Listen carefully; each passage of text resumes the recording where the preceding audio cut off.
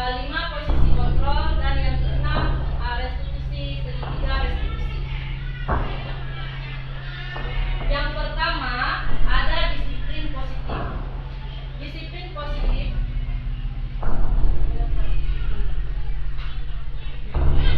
satu, disiplin positif. Maka disiplin positif yang dikemukakan oleh Hajar Dewantara maupun Yani Hussein, di mana kedua pakar pendidik mengartikan disiplin sebagai bentuk kontrol diri, yaitu belajar untuk kontrol diri agar dapat mencapai suatu tujuan mulia. Tujuan mulia di sini mengacu pada nilai-nilai atau prinsip-prinsip mulia yang dianut oleh seseorang. Selanjutnya, tujuan dari disiplin positif adalah menanamkan motivasi tentang keyakinan akan kebaikan yang ada pada diri murid-murid, yaitu untuk menjadi orang yang mereka inginkan dan menghargai diri sendiri dengan nilai-nilai yang mereka percaya. Kemudian, kita sebagai pendidik bertujuan untuk menciptakan anak-anak yang memiliki disiplin diri sehingga mereka bisa berperilaku dengan mengacu pada nilai-nilai kebajikan universal dan memiliki motivasi intrinsik bukan ekstrinsik. Selanjutnya, Bu Fitri.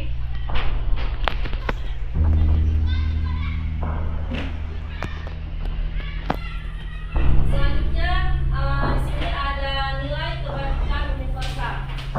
Nilai kebajikan universal adalah nilai yang disepakati bersama, lepas dari suku bangsa, agama, bahasa, maupun latar belakangnya.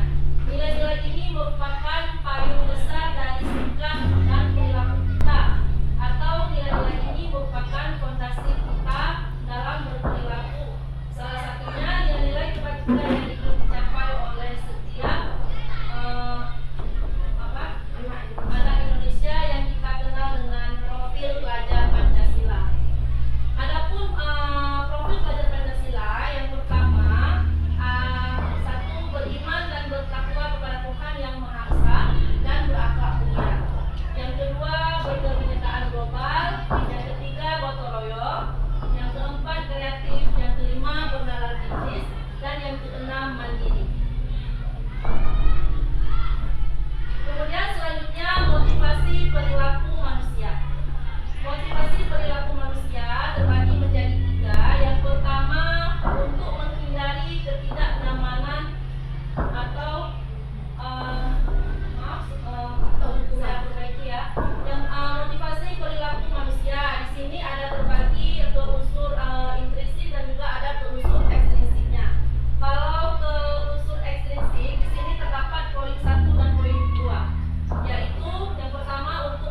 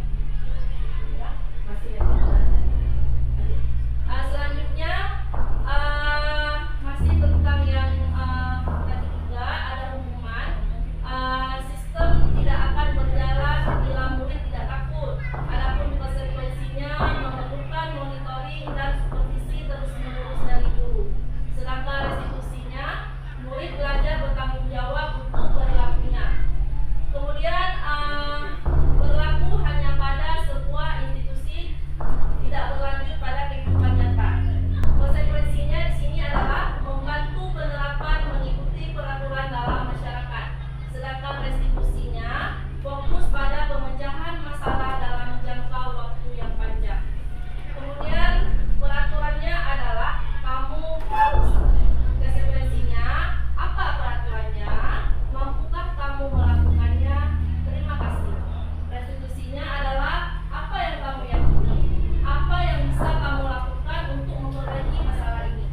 Dan yang terakhir, murid atau anak membenci peraturan. Konsekuensinya, murid atau anak menghormati peraturan. Sedangkan restitusinya, murid atau anak menghormati dirinya dan orang tua.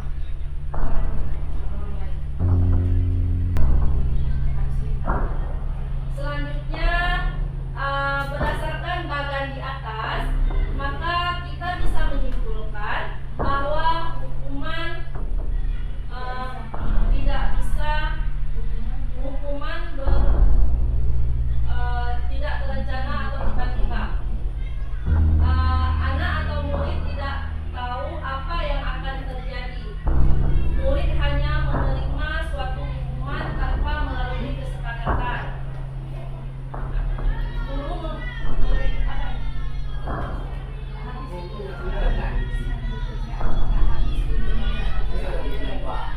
Kemudian hukuman yang bisa diberikan, hukuman yang bisa diberikan bisa berupa fisik maupun psikis. Murid atau anak disakiti oleh suatu perbuatan atau kata-kata. Sementara disiplin dalam bentuk konsekuensi sudah terencana atau sudah disepakati, sudah dibahas dan disetujui oleh murid dan guru. Umumnya bentuk konsekuensi dibuat oleh pihak guru maupun sekolah.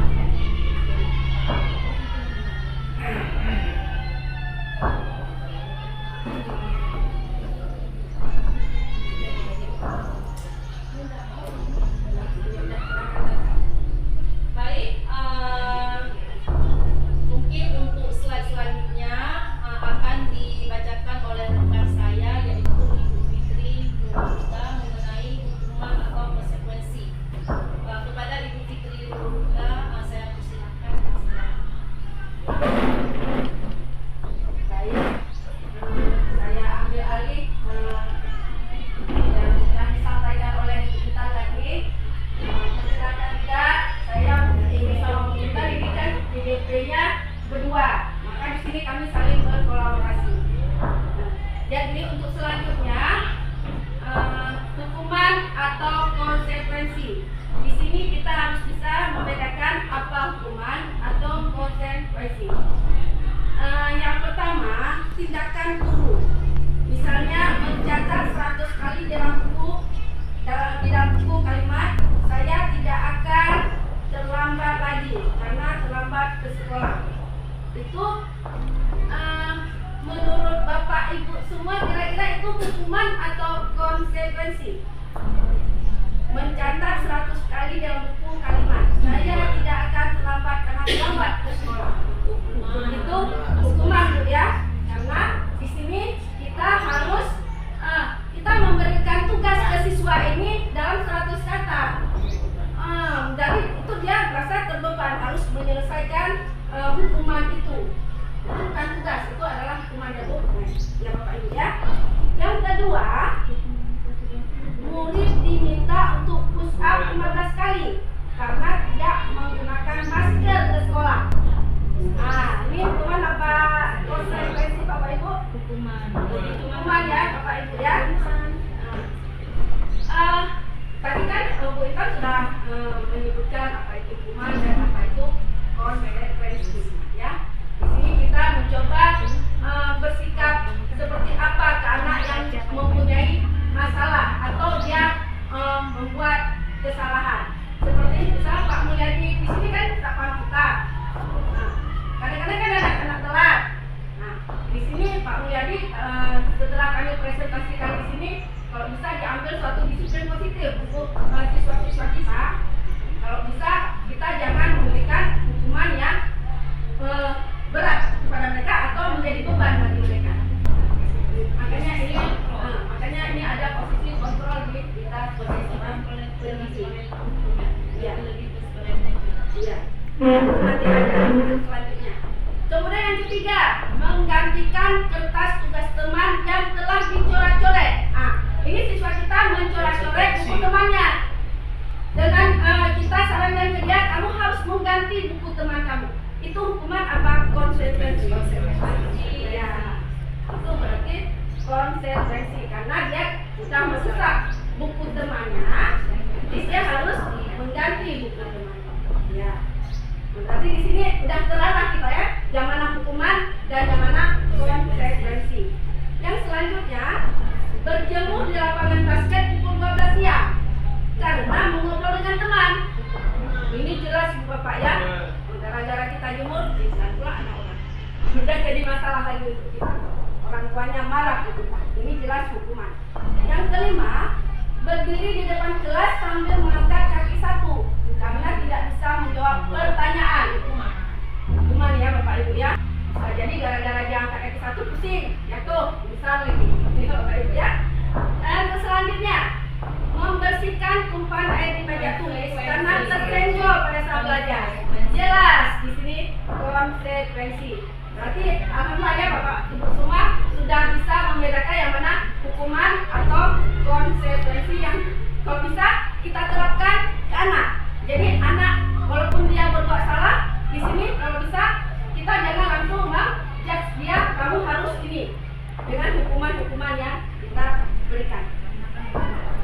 Iya, berdampak ke psikologis dia juga. Yang terakhir ini jelas ya, membersihkan WC sekolah karena mematahkan pensil kawannya. Itu jelas hukuman ya Bapak Ibu. Tapi terus terang saya juga pernah, gara-gara anak berbuat salah, saya suruh saya pernah ya Bapak. Jadi untuk ini karena kita udah dapat pendidikan di CGP, berikan hadiah kepada anak-anak agar berperilaku bertanggung jawab, atau kepada seorang murid agar mempelajari sesuatu yang baru, atau kepada seorang karyawan agar melakukan pekerjaan yang berkualitas. Kita sedang berasumsi mereka tidak dapat melakukan atau mereka tidak akan memilih untuk melakukan. Menurut Alfield Kohn mengungkapkan bahwa penghargaan maupun hukuman adalah cara-cara mengontrol perilaku seseorang yang menghancurkan potensi untuk pembelajaran yang sesungguhnya. Menurut Kohn, secara ideal, tindakan belajar itu sendiri adalah penghargaan sesungguhnya. Jadi di sini penghargaan.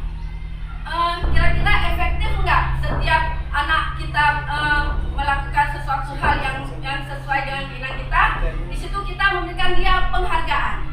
Menurut Bapak Ibu itu dampaknya positif atau negatif kepada siswa kita? Boleh satu orang yang mau menjawab?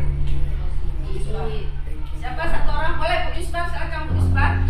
Gimana menurut Ibu penghargaan ini? Assalamualaikum warahmatullahi wabarakatuh. Waalaikumsalam. Terima kasih atas kesediaan waktu diberikan kepada saya. Kalau menurut saya penghargaan itu boleh, ya, tetapi tidak selamanya, tidak setiap dia bisa menjawab kasih penghargaan, setiap jawab tidak efektif saya rasa. Karena apa? Si anak ini dia berharap penghargaan. Jadi kalau kita tidak beri penghargaan, dia tidak akan menjawab itu soal dan dia tidak mau belajar. Karena dia di kepala dia itu ingatannya penghargaan. Tetapi apabila misalnya dalam suatu diskusi itu misalnya 6 bulan sekali, 3 bulan sekali, kita buat diskusi besar-besaran, kita buat diskusi. Nah di situ kita tanyakan anak-anak, kita berikan mereka motivasi dan kita kasih tahu bahwa pemenang pertama akan mendapatkan cara saya itu bisa. Jadi jangan setiap hari, setiap waktu itu mungkin tidak efektif. Jadi tergantung kondisi. Ya, kita ada kondisinya, tapi sekali boleh karena membuat mereka semangat bahwa hasil kerja mereka sudah 3 bulan belajar dapat penghargaan. Iya, Demikian Bapak Ibu, terima kasih. Berarti tidak bisa digunakan dalam waktu jangka yang panjang itu, jangka pendek ya, tidak. terima kasih Bu Yusbah, bagus sekali ya. Di sini memang kadang ya kita beli hapus Bu Yusbah. Betul ya, tidak selalu penghargaan ini berdampak positif. Gara-gara penghargaan ini bisa menjadi dampak negatif bagi seorang siswa. Jadi besok-besok kita harus jawab nih, karena nanti dapat bonbon, misalnya dapat kue dari Bu Yusbah, ya kan? Jadi tapi kalau dalam kerja kelompok itu bisa kita berikan penghargaan mereka karena dalam jumlah yang tidak sedikit ya. Oke, terima kasih Bu Yusbah atas komentarnya.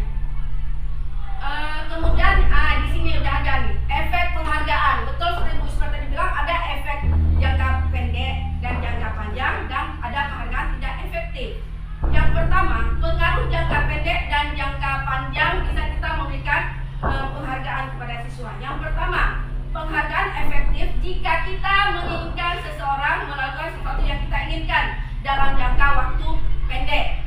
Nah, ini maksudnya dalam jangka waktu pendek. Misalnya kamu besok, ya kan? Besok kamu ini harus siap. Dia bisa menyelesaikan itu. Mungkin di situ kita bisa memberikan dia suatu penghargaan.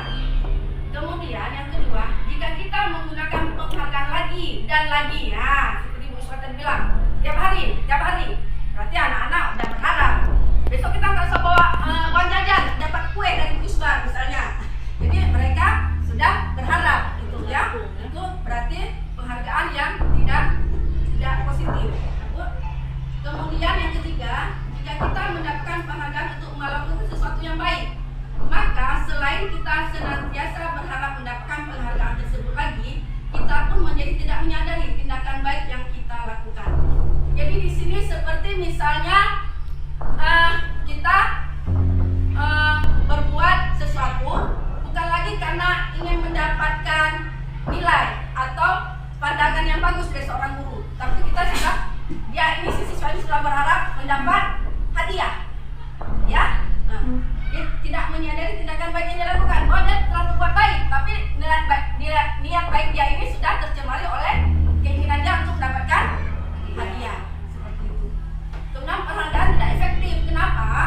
Nah, pertama, suatu penghargaan adalah suatu benda atau peristiwa yang diinginkan, yang dibuat dengan persyaratan. Nah, kalau kamu besok tidak membuat tugas, di situ udah ada kata-kata hukuman untuk siswa ini, ya, misalnya seperti itu. Hanya jika Anda melakukan hal ini, maka Anda akan mendapatkan penghargaan yang diinginkan. Jadi dia melakukan hanya karena ingin mendapatkan sebuah penghargaan. Yang kedua, jika saya mengharapkan suatu penghargaan dan tidak mendapatkannya, maka saya akan kecewa dan berkecil hati, serta kemungkinan lain kali saya tidak akan berusaha sekeras sebelumnya. Nah, dia berarti penghargaannya tidak efektif di sini, Bu, ya. Kemudian ketiga, jika kita memberikan seseorang suatu penghargaan untuk melakukan sesuatu, maka kita harus terus-menerus memberikan penghargaan itu. Nah, hari ini kita kasih, besok kita kasih. Jadi kadang-kadang anak ini akan ada rasa kecewa. Nah, jika kita ingin orang tersebut meneruskan perilaku yang kita inginkan, berarti dia berbuat baik, misalnya, atau dia membuat sesuatu itu karena ingin mendapat suatu penghargaan. Ada yang dia harapkan, seperti itu, Bapak, ya. Yang keempat, orang yang berusaha berhenti merokok, atau orang yang berusaha diet menguruskan badan, bila diberikan penghargaan hampir pasti tidak berhasil. Nah, ya, misalnya ya, kalau misalnya di rumah kita kan ibu kan gemuk, ya Bapak Ibu, ya. Kalau kamu kurus, kamu saya berikan emas, dan seperti itu. Ya, kalau ada uangnya, kita itu kecewa, ya kan? Dan itu diet kita itu pun akan gagal, misalnya seperti itu, ya. Kalau kita di rumah. Iya. Kemudian yang selanjutnya, penghargaan merusak hubungan. Kemudian penghargaan merusak hubungan.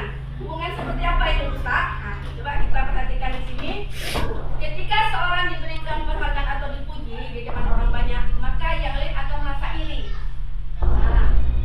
Dan sebagian dari mereka akan tidak menyukai orang yang diberikan penghargaan tersebut, ya kan? Kita kan kadang ada yang dipuji sama ibu kepala sekolah, tentu kita akan iri. Tentu kita, kalau aku seperti itu bisa sebenarnya, cuma aku tidak bisa melakukannya, seperti itu. Atau anak-anak kita juga seperti itu, ya. Kita puji salah satu anak kita karena dia pintar atau segala macam, tentu akan menimbulkan rasa iri oleh temannya yang lain. Yang kedua, jika seorang guru sering memberikan penghargaan kepada murid-muridnya, besar kemungkinan murid-muridnya termotivasi hanya untuk menyenangkan gurunya. Mereka tidak akan bersikap jujur kepada guru tersebut. Ya, di sini efek negatifnya bagi seorang siswa, berarti dia gara-gara ingin mendapatkan pujian, kadang-kadang dia menghalalkan segala cara. Ya. Yang ketiga, penghargaan menciptakan persaingan di dalam kelas dan persaingan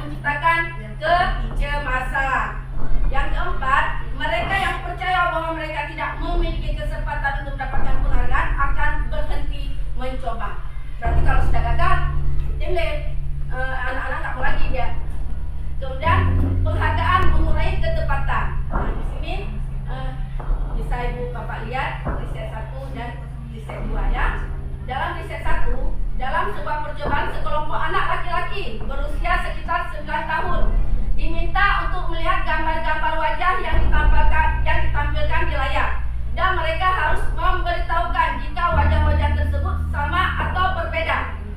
Gambar-gambar tersebut hampir sama. Beberapa dari mereka diberi penghargaan dalam bentuk uang. Nah, di sini. Pada saat mereka memberikan jawaban benar, sementara sebagian yang lain tidak, hasil anak laki-laki yang dibayar membuat lebih banyak kesalahan. Nah, ini riset yang pertama. Riset yang kedua, anak-anak diminta mengingat kata-kata tertentu. Kemudian mereka diminta mengambil kartu yang berisi kata-kata yang diingat tersebut setiap kali muncul. Beberapa anak diberikan permen setiap mereka memberikan jawaban yang benar, dan sebagian yang lain hanya diberitahu saja. Bila jawaban mereka benar, hasil anak-anak yang mendapatkan permen jawabannya banyak, yang tidak tepat dibandingkan anak-anak yang hanya diberitahu jawabannya benar.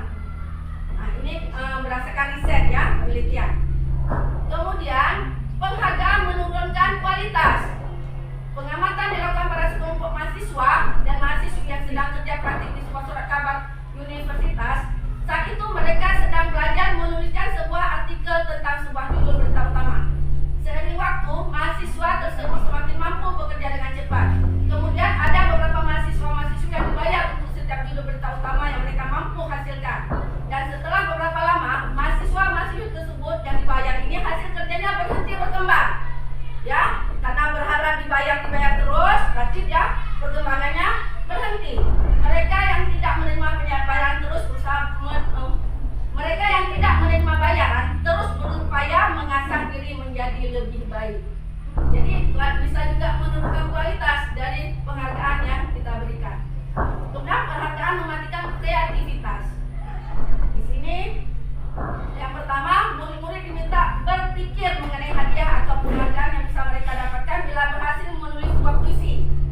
Kreativitas kelompok murid-murid ini menjadi berkurang dibandingkan dengan yang tidak diberitahukan tentang hadiah yang bisa mereka terima. Berarti di sini ada ada kecurangan. Yang satu diberitahu, yang satu tidak. Yang kedua, penelitian menunjukkan bahwa pekerjaan seni atau sebuah penulisan cerita menjadi kurang kreatif bila dijanjikan sebuah hadiah atau penghargaan. Yang ketiga, dalam tugas-tugas memecahkan masalah, para murid memakan waktu lebih lama dan memberikan jalan keluar kurang kreatif saat mereka dijanjikan sebuah suatu penghargaan. Tapi menurut Bapak Ibu, kira-kira apakah setiap penghargaan ini bisa mematikan kreativitas seseorang? Saya boleh minta pendapatnya dari Bapak Ibu? Siapa kira-kira yang mau? Apakah selamanya suatu penghargaan ini bisa mematikan kreativitas? Karena di mana-mana memang kalau namanya penghargaan, kita memang selalu berharap kalau kreativitas kita bagus, kita tentu mengharapkan sebuah penghargaan. Tapi dari pernyataan ini dikatakan penghargaan mematikan kreativitas. Apakah kira-kira Bapak Ibu setuju dengan pendapat ini? Boleh. Di sini kita tidak mencari yang salah yang benar, tapi menurut kita. Boleh silakan. Bu Rahma, silakan Bu Rahma. Waalaikumsalam. Menurut pendapat saya, tidak selamanya penghargaan menurunkan kualitas. Ada malah penghargaan yang meningkatkan kualitas bagi si anak atau si pelaku. Contohnya penghargaan yang lebih menyentuh hatinya. Itu biasanya membuat anak itu lebih meningkat malah kualitas untuk belajar lebih baik. Kalau berdiskusi lebih baik, mana menyentuh hatinya. Kita tidak selamanya penghargaan itu berupa benda. Penghargaan itu kita bilang waktu kamu menjawab itu, cara menjawab kamu sudah sangat bagus sekali. Kamu selalu ingat pada Allah. Contohnya waktu kamu menjawab, kamu selalu ingat pada Assalamualaikum, Bismillahirrahmanirrahim.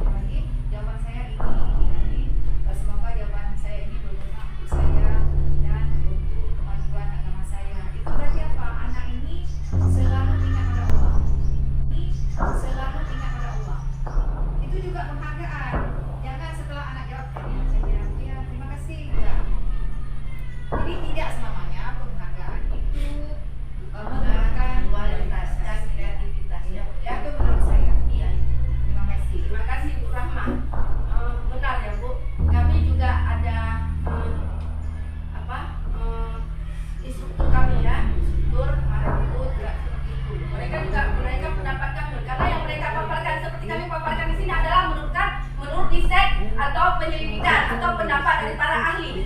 Tapi kembali ke kita juga, ya. Tidak semua namanya riset itu sesuai dengan yang kita lakukan, ya. Jadi itu bisa kembali ke diri kita masing-masing. Karena tidak semua itu bisa menunjukkan kreativitas. Ini lagi penghargaan menghukum. Nah, ini ya, penghargaan menghukum. 1. Penghargaan menghukum mereka yang tidak mendapatkan penghargaan. Misalnya dalam sistem ranking, mereka yang mendapatkan ranking kedua akan merasa paling dihukum. Nah, itu menurut penelitian. Kedua, memberikan penghargaan dan hukuman adalah hal yang sama, karena keduanya mencoba mengendalikan perilaku seseorang. Yang ketiga, karena orang pada dasarnya tidak suka dikendalikan dalam jangka waktu lama, penghargaan akan terlihat sebagai hukuman. Yang keempat, jika suatu penghargaan diharapkan, namun Anda tidak mendapatkannya, Anda akan merasa dihukum. Motivasi dari dalam diri atau intrinsik, ya.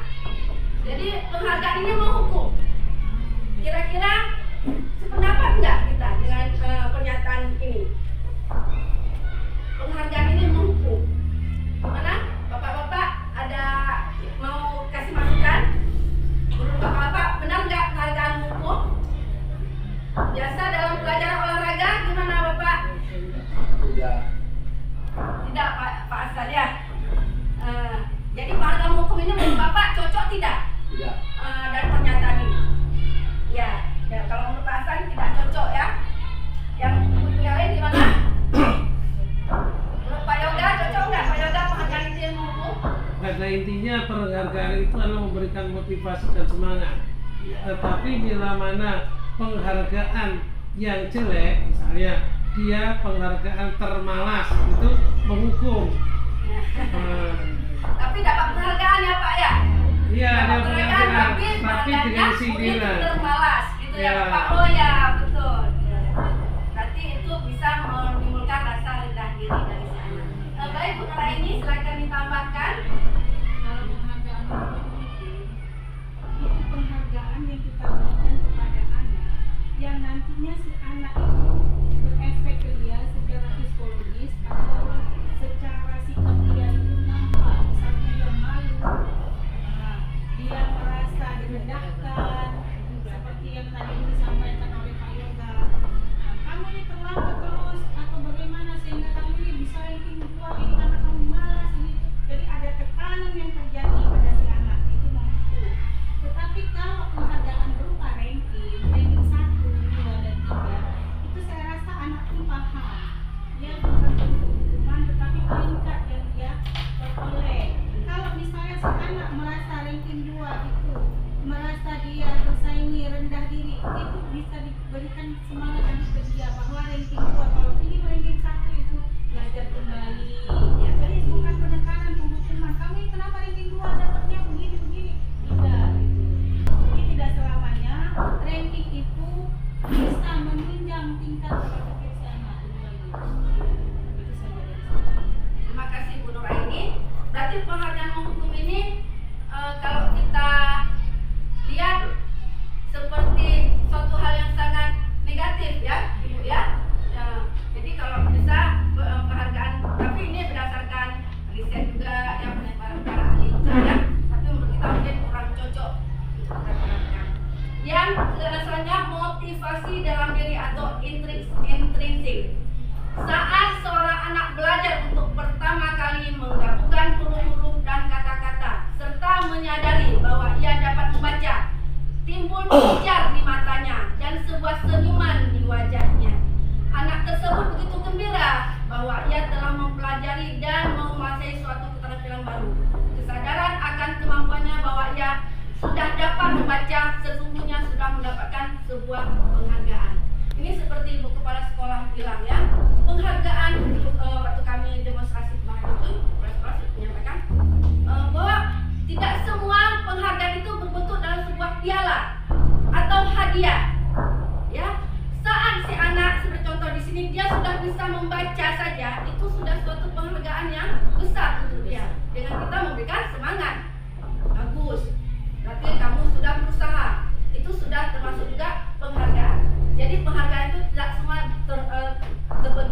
sebuah benda atau piala. Yang kedua, jika kita memberikan penghargaan kepada seseorang anak pada saat dia sedang merasa bangga dengan pencapaian sendiri, maka kita akan mengambil kegembiraan yang saat itu sedang dirasakan secara alamiah. Jadi di saat dia mendapatkan penghargaan atau dia mendapatkan nilai yang bagus itu kan secara alamiah pasti timbul rasa dia senang bahwa dia bisa. Ini berarti motivasi dari dalam diri dia. Jadi tidak semuanya penghargaan itu mengukur juga. Bisa juga penghargaan ini menunjukkan suatu motivasi dalam diri seorang siswa. Baik, selanjutnya kelas. Untuk ini kita baca ini. Setelah ini akan ada video biar mungkin agak boring ya ibu bapak mendengarkan aja. Jadi nanti setelah kita akan aplikasikan video. Silakan. Kita baca di sini aja. Kita lihat berapa kali. Dah.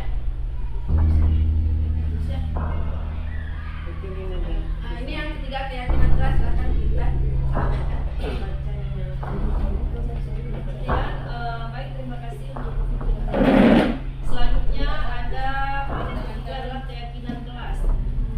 Keyakinan kelas nilai-nilai kebajikan universal yang disepakati secara tersirat maupun tersurat, lepas dari latar belakang suku, negara, bahasa maupun agama. Pembentukan keyakinan kelas di sekolah lebih bersifat abstrak daripada peraturan yang lebih rinci dan konkret. Keyakinan kelas berupa pernyataan-pernyataan universal.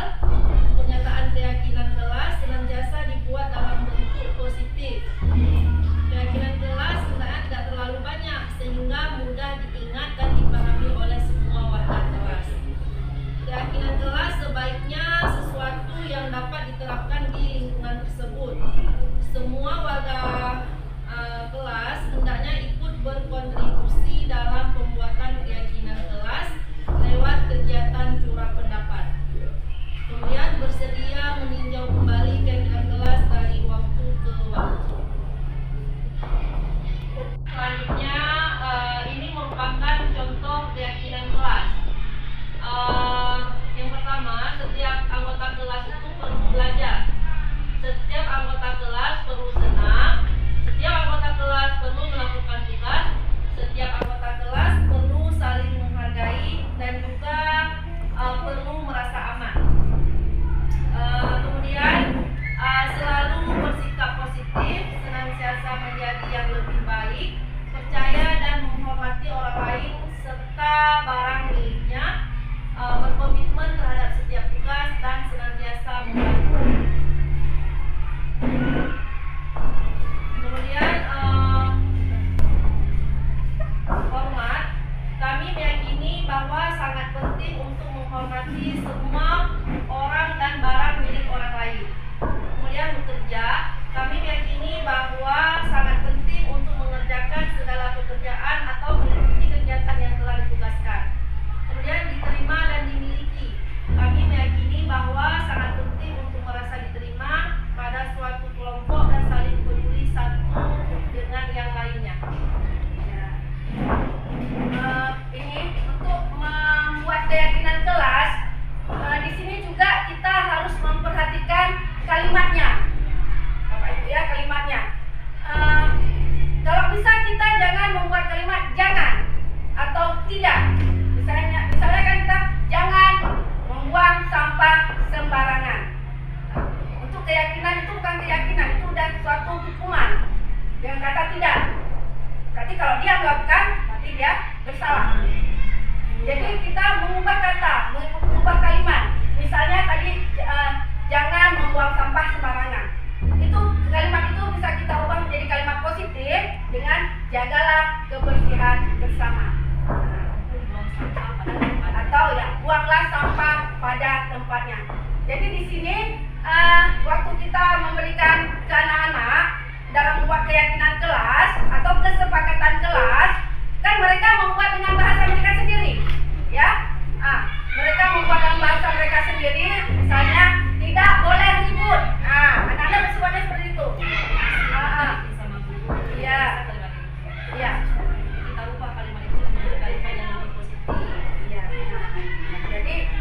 nanti ini ibu bapak wali kelas ya, ibu guru juga bisa menerapkan di kelas itu kalau bisa dalam membuat keyakinan kelas atau kesepakatan kelas jangan memakai kata jangan atau tidak. Kita bisa membuat jadi kalimat yang positif.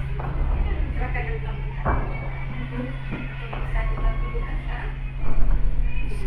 Ya.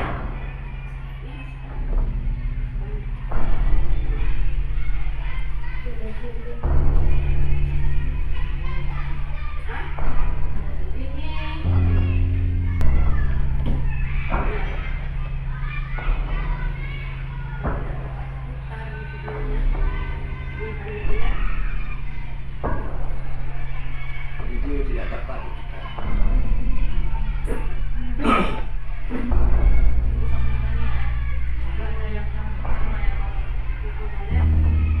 Sebentar Bapak Ibu, kita lihat videonya dalam membuat keyakinan kelas. Tadi ada speakernya. Speakernya.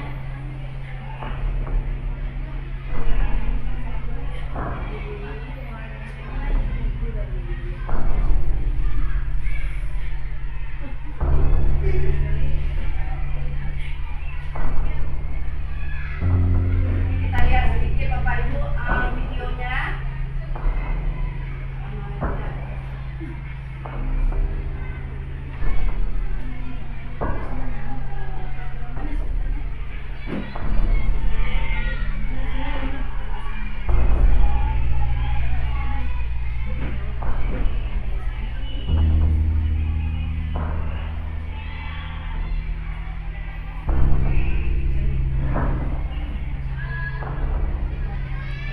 Gimana nih kalau saya contoh?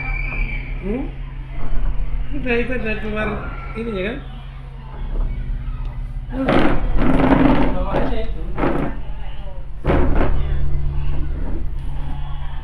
Kembali kan di Itu bawahnya satu lagi.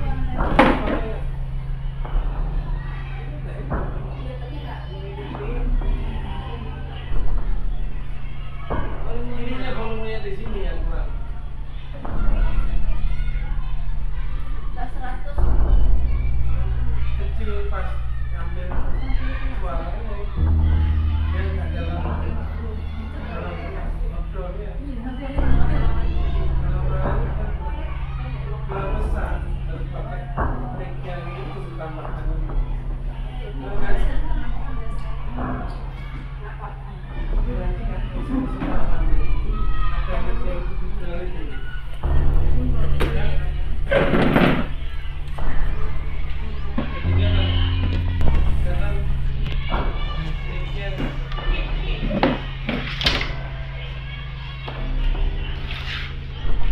Tidak ini.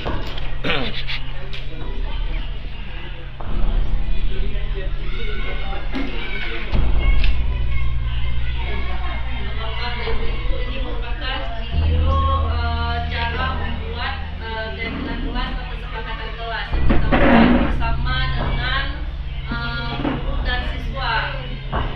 Jadi di sini anak-anak mengutarakan kalimat-kalimat yang mengenai tentang kesepakatan kelas itu bagaimana. Jadi masing-masing siswa di sini diarahkan untuk membuat satu kalimat kesepakatan kelas atau keyakinan kelas.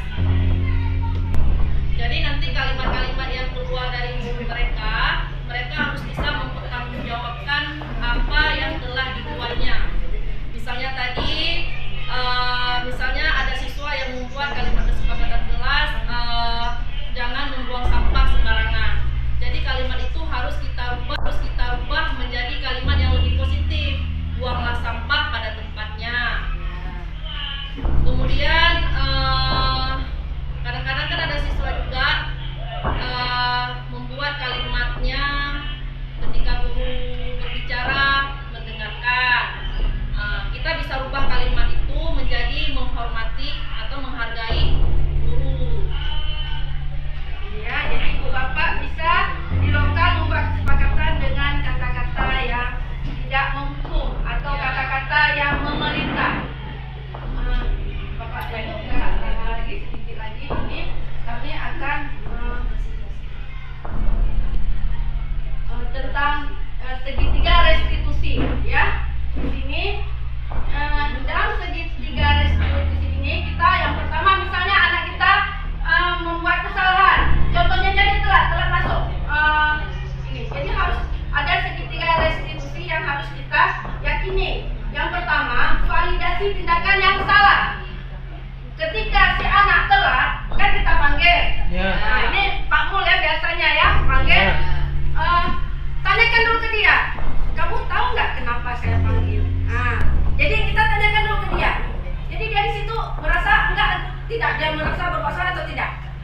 Ya, nah, itu artinya validasi tindakan yang salah. Atau kita tanyakan, kamu merasa tidak perbuatan kamu ini salah? Yang kedua, menanyakan keyakinan. Nah, seperti tadi dia menstabilkan identitasnya. Ya. Yang pertama, menstabilkan identitas. Itu tadi yang kita tanyakan, yang minta dia, maksudnya dia merasa bersalah atau tidak. Kemudian, validasi tindakan yang salah. Yang ketiga, menanyakan keyakinan. Setelah kita kan ada keyakinan dalam lokal atau di sekolah juga kita ada buat keyakinan. Kita tanyakan kepada dia, kalau kamu telat, keyakinan apa yang telah kamu langgar? Itu siswa akan menjawab. Tanya, biasa apa jawabannya siswa tersebut? Dia akan menjawab bahwa dia telah keyakinan kelas tentang disiplin waktu. Dia tidak tepat waktu. Ya, ini ada video satu lagi Bapak Ibu.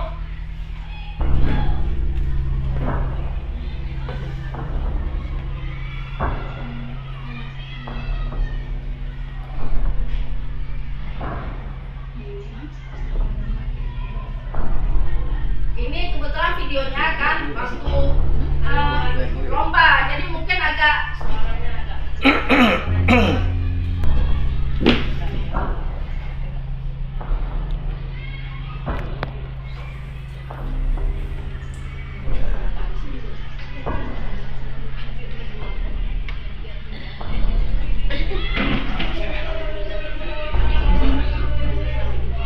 Nah, ini terdengar suara Pak Supran ya, karena lagi lomba.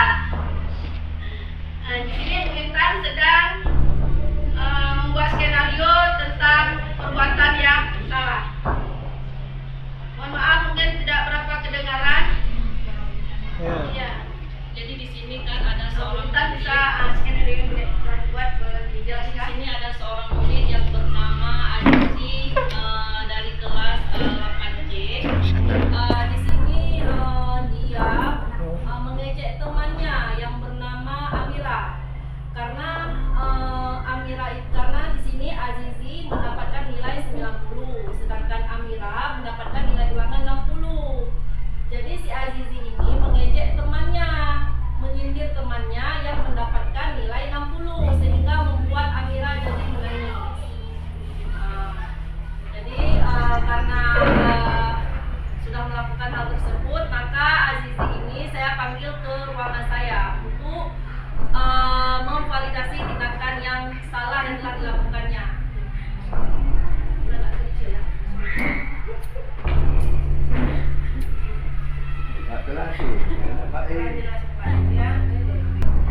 Berarti bila anak kita membuat suatu kesalahan atau melanggar suatu keyakinan, kalau bisa di sini kita panggil dia secara pribadi. Secara pribadi kita langsung jangan menghukum dia.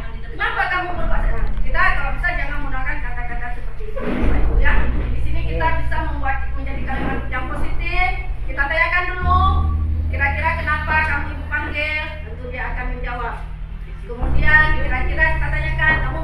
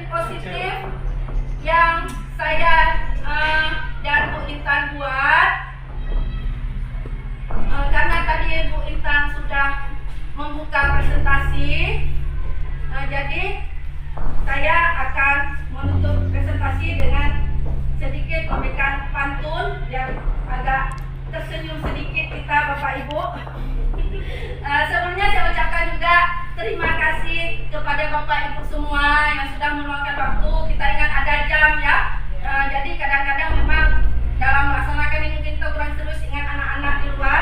Jadi saya mungkin beribu-ribu terima kasih ke Bapak Ibu semua yang telah bersedia hadir ya ikut untuk berpartisipasi ya dalam kegiatan kami ini.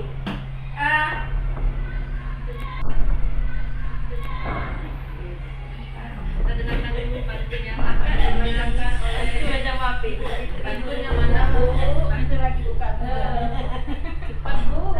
Nanti Bapak dan Ibu jamnya Dan saya harapkan apa yang kami presentasikan hari ini kita semua dapat menerapkannya nanti di lokal kita masing-masing. Karena ini semua untuk kita juga semua.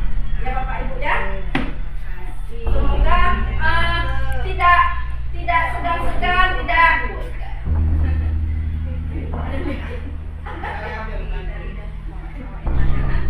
maaf Bapak Ibu pantunnya udah hilang. Ya Allah. Jadi kita senyum-senyum sendiri saja. Minta maaf, tapi akhirul kalam kami ucapkan banyak-banyak terima kasih kepada Bapak semua. Oh, pantun seragam kita ya, seragam kita.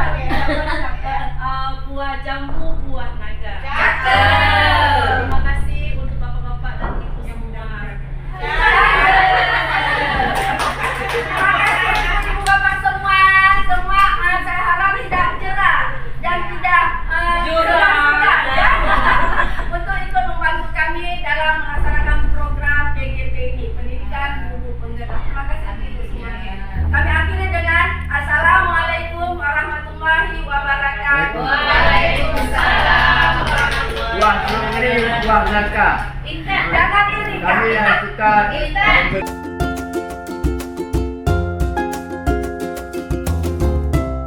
Assalamualaikum warahmatullahi wabarakatuh. Waalaikumsalam warahmatullahi wabarakatuh. Apa kabarnya hari ini? Baik. Nah, ya, karena kita semua selalu dalam keadaan sehat. Jadi kan ini kan kita udah masuk yang kedua kali masuk kemarin ya, tapi kita belum membuat kesepakatan kelas atau keyakinan kelas. Perlu nggak keyakinan kelas itu dibuat, nak? Perlu, nak ya, karena dengan membuat keyakinan kelas, kalian semua yang warga lokal ini itu mempunyai tanggung jawab. Semuanya punya tanggung jawab. Gimana tanggung jawab ini kamu yang buat? Kamu mau tanggung jawab seperti apa di lokal ini? Sehingga semua kegiatan yang kita lakukan akan lebih nyaman. Kenapa? Karena kalian yang buat, kalian yang harus mematuhinya, dan ada sanksinya kalau kalian melanggar. Ya, tapi di sini sanksinya itu nanti kita juga buat bersama-sama. Sanksinya apa? Kemudian, misalnya kalian nanti membuat kalimatnya jangan membuang sampah sembarangan. Jadi kata jangan ini kan kalau kita dengar kurang enak, nah ya. Jadi ini bisa kita buat nanti dengan bentuk kalimat positif. Misalnya jangan membuang sampah sembarangan. Kita buat menjadi kalimat yang lebih bagus itu jagalah kebersihan. Pokoknya kalian buat aja kalimatnya seperti apa. Nanti kalau ada yang kalimat sama kita jadikan satu. Nanti kalau ada kalimat yang kurang cocok, kita buat menjadi kalimat yang positif. Ini nanti kalian akan dibagikan di kertas ini, kertas positif namanya ini, ya. Di kertas ini nanti kamu buat keyakinan apa yang kamu mau dilakukan. Jelas? Nanti kalau sudah siap, tempelkan kembali. Nah, nanti kita baca sama-sama. Ngerti ya, Nak? Oke, ibu bacakan dulu ya.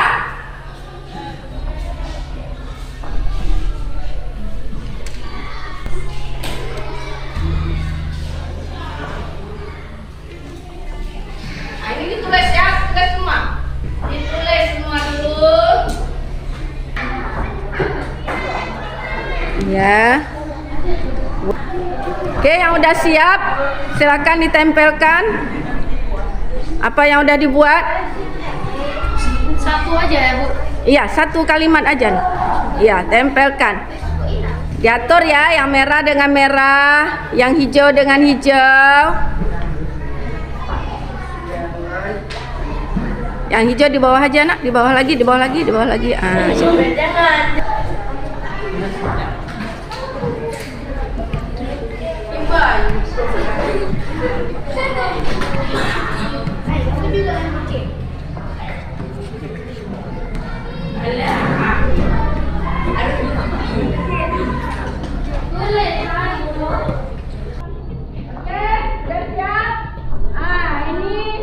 kamu udah buat keinginan kamu yang akan kamu laksanakan di lokal. Oke. Ini sama-sama kita buat menjadi suatu kesepakatan kelas. Ya, Nak? Kamu maju. Posisi yang bisa kita buat. Tidak berbicara sambil mendengarkan. Mendengarkan.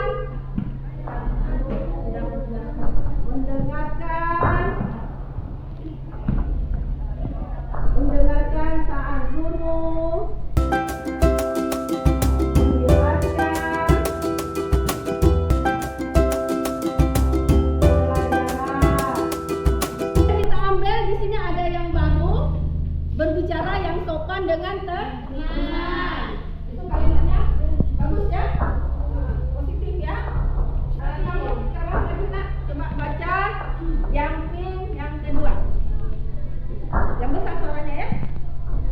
Kita harus menjaga ucapan maupun di kelas maupun di luar kelas.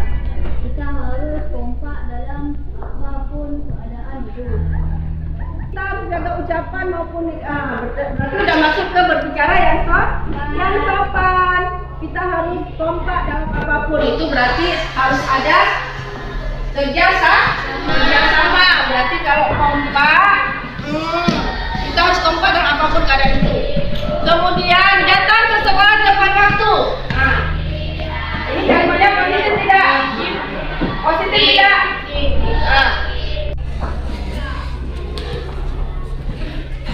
Jagalah kedisiplinan, harus menjaga ketertiban, jagalah akhlak. Jagalah ini, coba baca satu lagi. Melaksanakan tiket kelas agar kelas selalu bersih, menghormati guru. Oke, ini bisa ada kita buat nanti ya, satu kalimat lagi.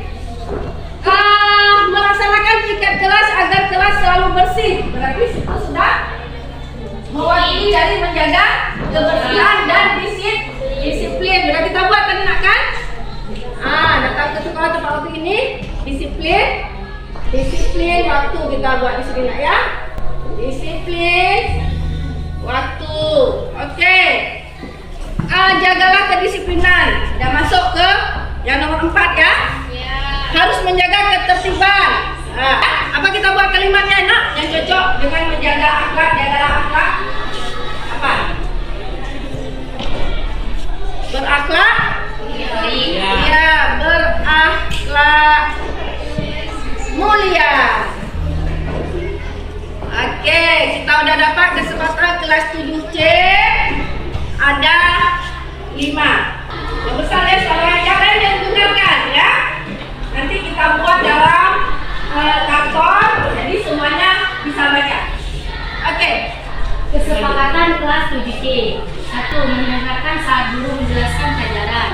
2. Menjaga kebersihan kelas. 3. Berbicara yang sopan. 4. Datang ke sekolah tepat waktu atau disiplin waktu. 5. Berakhlak mulia. Oke.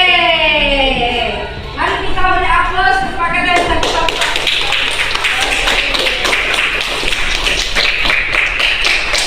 Ini yang buat ini siapa, Nak, kesepakatan ini? Siapa yang buat? Kamu sendiri yang buat. Ya kan? Dan timbulah kesepakatan kelas kita. Cocok? Alhamdulillah, hari ini kita semua sudah membuat keyakinan kelas atau kesepakatan kelas. Di mana keyakinan ini yang buat? Kamu. Ya, kamu yang buat.